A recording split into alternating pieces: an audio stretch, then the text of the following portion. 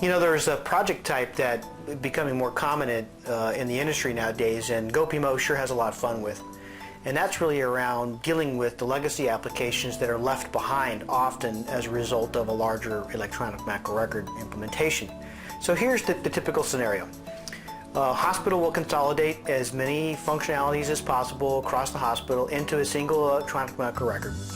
And we'll convert partial data from each of those systems into the larger suite of EMR, and we'll be able to reference that information for go live. But often that doesn't complete the full life cycle or the full longitudinal record of the patient. So when a patient comes in that was visited 5 years ago, often that information wasn't converted. So they got to go back to the legacy application in order to look it up.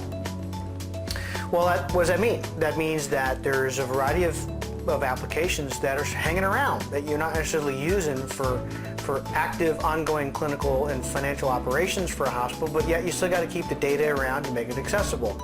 Well, goPMO's been having a lot of fun putting the playbooks together and saving hospitals quite a bit of money by having a repeatable process that, one, identifies those legacy applications, two, identifies the specific data that needs to either get pulled off, extracted, and put somewhere else so that it's accessible and retained to meet whether it's state, federal, or corporate policies and statutes.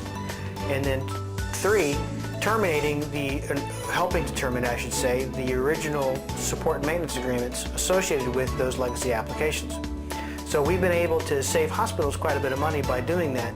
It's a fairly simple project, not a lot of moving parts, but it's not uncommon for hospitals to have a portfolio of upwards of 100 applications that we would consider to be legacy class, and might be writing checks every month for these applications without thought to how much money annually is being spent on supporting them.